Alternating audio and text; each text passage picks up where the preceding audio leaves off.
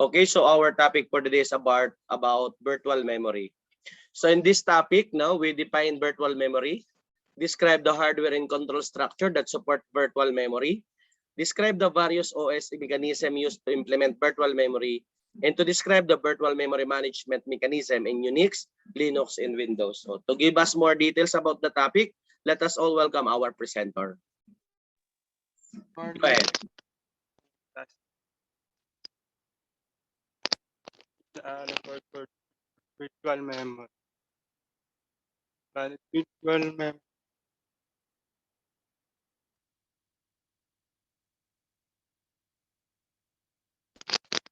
Virtual memory is a storage scheme that provides user an illusion of having a very big main memory. This is done by treating a part of secondary memory as the main memory.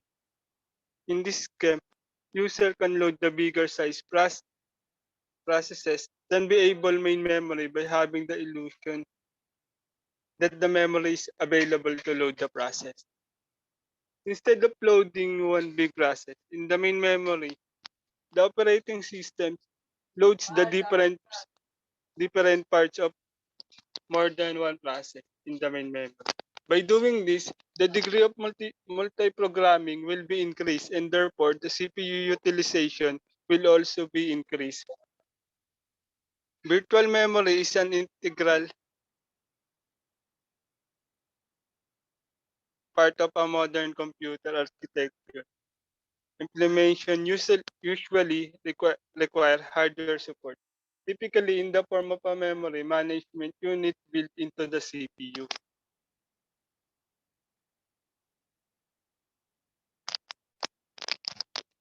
Computer needs memory. It's, it, it is a temporary storage area which holds the data instruction that the CPU needs. To, to execute all programs, the more programs memory holds, the less free space memory has has. Therefore, Windows operating system like adapting the virtual memory technology to increase computers' memory capability.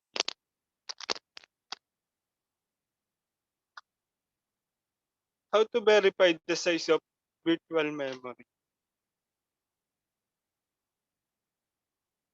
Since Linux needs complicated commands, we take Windows 10 for example to show how to set virtual memory. Number one, open open the File Explorer, right-click this PC and select Properties. Number two, select Advanced System Settings in the pop-up window.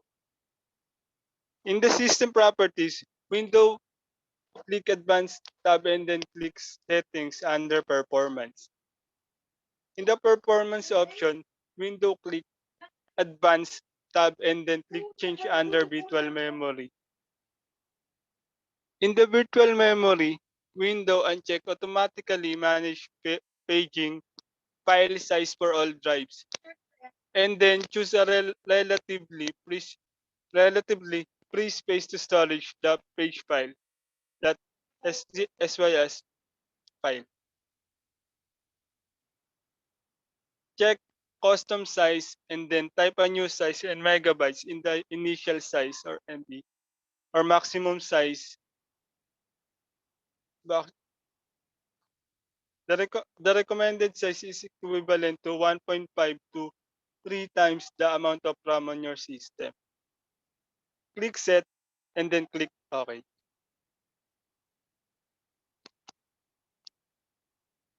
In fact, settings virtual memory size strictly according to the 1.5 to 3 times multiple relationship is not science. We had better set it according to actual needs. In the process of settings virtual memory size, you may turn to the Windows built-in performance monitor.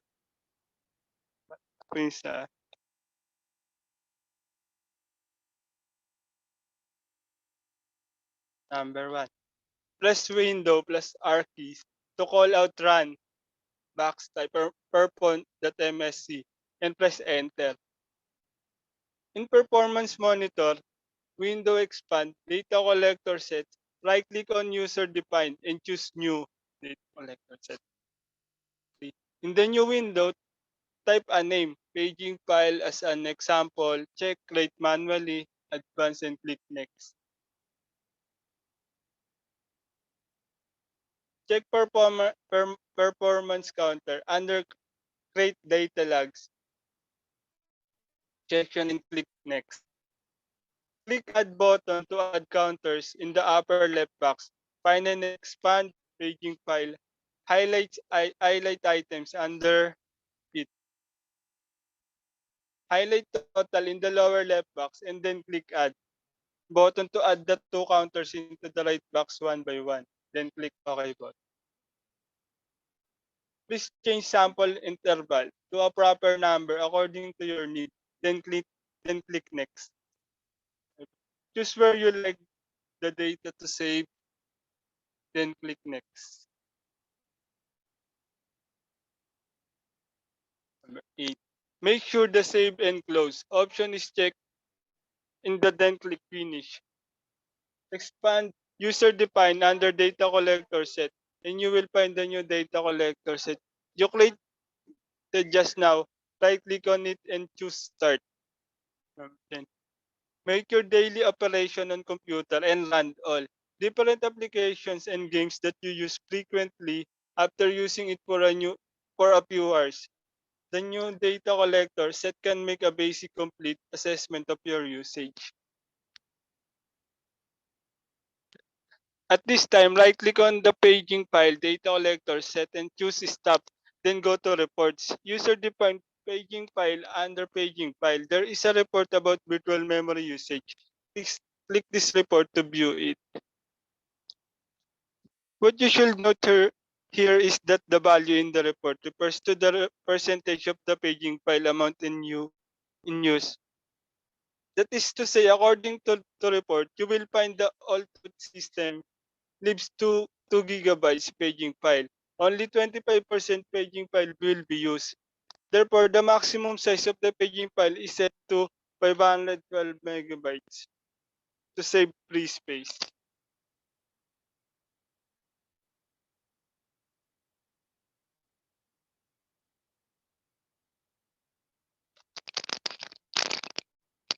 The location of virtual memory. It's also important to notice that you had better put the paging file on drive, which does not contain operating system or application if you have more than one disk. Keeping application and paging files on different disks not only can minimize the usage of this, but also can improve the efficiency of this. However, if you have only one disk and you put the paging files on a different volume in the same disk, it will not improve the efficiency of this.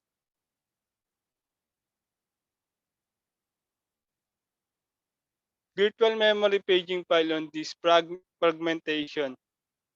Virtual memory combines your computer's RAM with temporary space on your hard disk. The hard disk may contain this fragmentation since its files are written in a non-sequential way.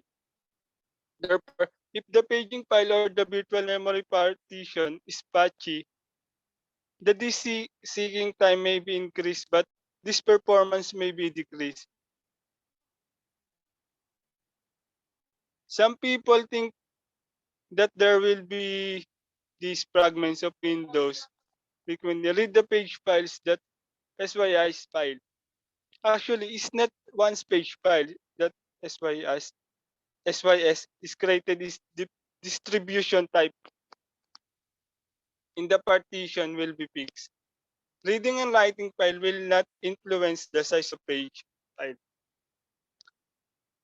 However, the system will create temp.cys after running out of the page file.cys, which will result in this fragmentation. In Linux operation system, if you divide the separate partition to act as the memory, you can basically eliminate the effects brought by this fragmentation.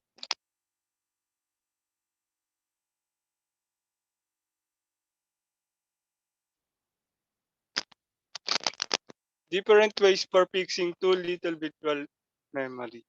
In general, Windows XP uses the free space of C drive to act as the virtual memory by default. To use the larger free space, the C drive as the faster the system runs. Virtual memory will change dynamically as you use the C drive. Therefore, the C drive is easy to generate this fragmentation to affect system operation speed. So well, you had better set another volume like D as the virtual memory. Step to check the location of virtual memory. Here we take Windows XP for example. Right click my computer icon and choose properties from the button. From the system box, click Advanced System Settings and then View Advanced tab and click Settings under Performance in the Performance option box. Select the Advanced tab and click Change button under Virtual Memory. After that, you can see the Virtual Memory dialog box. As a matter of fact, you had bet you had better set a fixed value for the virtual memory to avoid this fragmentation. And the specific values depends on your physical memory size.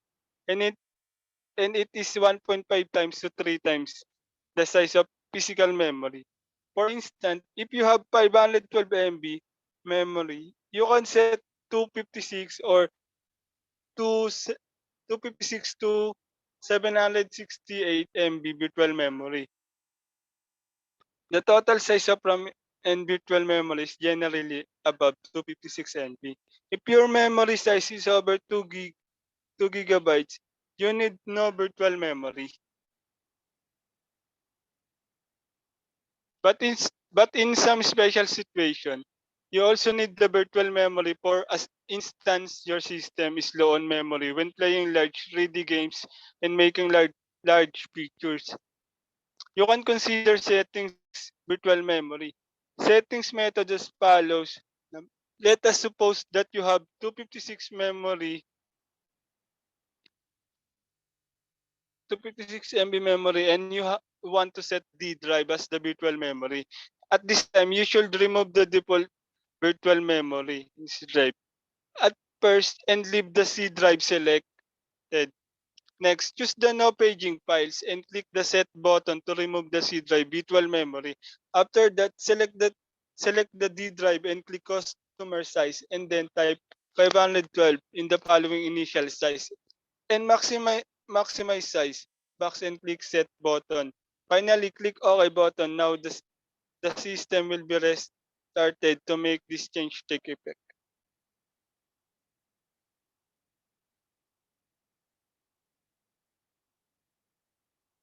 Settings setting method. Manual setting. Here we take Windows XP for example to show how to set the virtual memory. Number 1. Right click my computer icon and choose properties from the bottom. From the system box, click Advanced System Settings and then View Advanced tab and click Settings under Performance. In the Performance option box, select the Advanced tab and click Change button under Virtual Memory. Choose a suitable drive and check the customer size and then write the accurate values in the initial size and maximize size box. Next, click set and OK after the restart the computer. After restarting, all work has been done.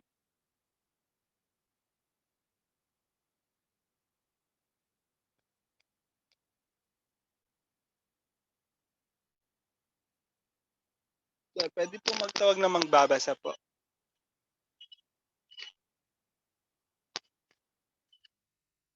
Ano po, sir? Pwede okay lang po.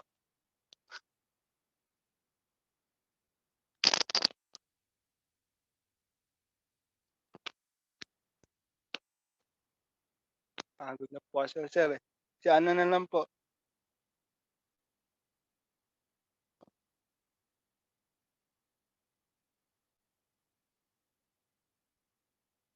Bien po.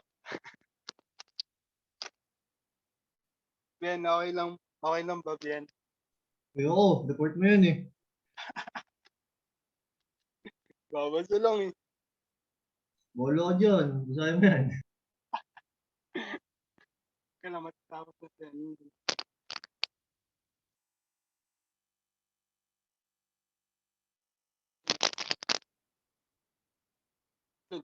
siya. Na yata eh.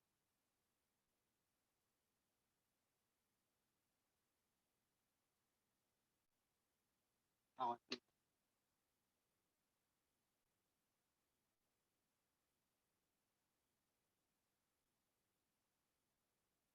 Ayaw eh, no? Awit.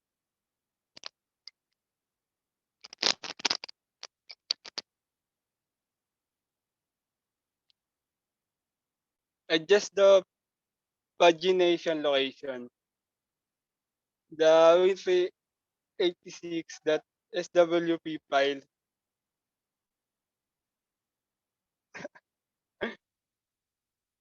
or swap file is saved in the root directory C. In fact, the win386.swp file can be restored in any partition. In the system, volume C doesn't have enough free space. You can install it on another partition. However, how to complete this task? Firstly, you should open the system that initial file under the C Windows via the notepad. Then in the 386 ENH section, change the location of win386.swp file. For instance, you can change paging drive 12. Windows win386.swp to paging drive was the Windows win386.swp. Windows 2000 or XP users can click Control Panel System Advanced Performance and then click Settings Advanced Change to open the virtual memory dialog box. At this time, if you want to store the win386.swp file on another partition, you have to remove the paging file from the original partition and then choose the desired partition you need. By default, the system partition contains paging file. Windows XP require 256 MB physically memory at least. If you like paying large 3D games but your Windows XP system is low on memory, don't panic since the system will automatically adjust virtual memory size. Disable paging executive. If your RAM is larger than 1 gigabytes, you don't have to use paging file. And you can disable each step. It dis, and you can disable it. Step 1. Click start and choose run and then type regedit. Next choose HK local. Now select disable paging executive and type 1 and its value data. 2. This way may cause system instability and some programs cannot run. Therefore, please change according to actual situation. Clear page file. At the same place, you can see clear page file at shutdown choice. Here, the clear refers to clean and arrange the page file, that SYS file, instead of completely removing it. Microsoft notes that this is a safe option and it will not influence the performance. To be specific, the frequently visited page will be live in the memory. Another page may be removed from the working set and temporarily stored in the memory. Conversation listings, there is no more free space. When the application accesses a page, again operating system will automatically at this remove paging the working set. Sweep RAM is a piece of a little freeware that will very quickly free some unused RAM, which can help to improve system performance. Shutdown, shutdown helps to clear virtual memory page. Like number one, click start and choose run and then type g gpedit.ms. In the local group policy editor, choose computer configuration, Windows settings, security settings, local policy, security option, shutdown, clear virtual memory page file. Right click the properties and click enable and click OK.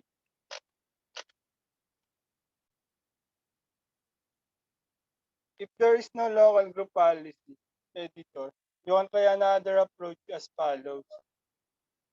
For one, click WinNR and then type regedit to open the registry editor. Number two, choose HT local, machine system, current control set, control session manager, memory management, and then double click the clear page files at shutdown. In the edit the word value dialog box, type 1 in the value data and then click OK button. For restart the computer to make this change take effect. Advantage of virtual memory. The degree of multi-programming will be increased.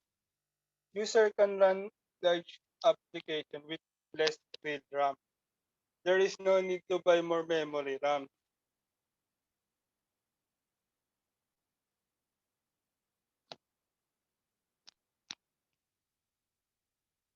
Disadvantage of virtual memory. The system becomes slower since swapping takes time. It takes more time in switching between applications. Then user will have the lesser hard disk space for its use.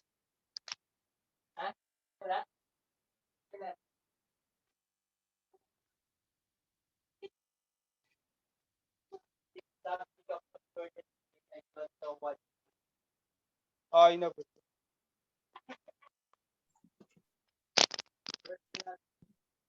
Okay, so as our presenter mentioned now, to use the processor and the input-output facilities efficiently, it is desirable to maintain as many processes in main memory as possible. So in addition, it is desirable to free programmers from size restriction in program development. The way to address both of these concerns is virtual memory. And with virtual memory, all address references are logically references that are translated at runtime to real addresses. So this allow a process to be located anywhere in main memory and for that location to change over time. Virtual memory also allows a process to be broken up into pieces, no? And these pieces need to be contiguously located in main memory during execution. And indeed, it is not even necessary for all of the pieces of the process to be in main memory during execution. The two basic approaches to providing virtual memory are paging and segmentation. With paging, each process is divided into relatively small, fixed size pages. Segmentation provides for the use of pieces of varying size. So it is also possible to combine segmentation and paging in single memory management scheme. Virtual memory management scheme requires both hardware and software support. No? The hardware support is provided by the processor, and the support includes dynamic translations of virtual addresses to physical addresses and the generation of an interrupt when a reference page of segments is not in main memory. Also, such an interrupt triggers the memory management software in the operating system. A number of design issues relate to OS support for memory management. Number one is the fetch policy. No? Process pages can be brought in on demand, or a pre-paging policy can be used, which cluster the input activity by bridging in a number of pages at once. The next one, of course, the placement policy. With a pure segmentation system, an incoming segment must be fit into an available space in memory. The next is the replacement policy. When a memory is full, a decision must be made as to which page or pages are to be replaced. Next is the resident set management. The operating system must decide how much main memory to allocate to a particular process when the process is swapped in. And this can be a static allocation made at process creation time, or it can change dynamically. The next will be the cleaning policy. Modified process pages can be written out at the time of replacement, or a pre-cleaning policy can be used, which cluster the output activity by writing out a number of pages at once. And the last one, of course, is the load control. Okay, as our presenter mentioned, load control is concerned with determining the number of processes that will be resident in the main memory at any given time. Okay, so I think that's it for this topic.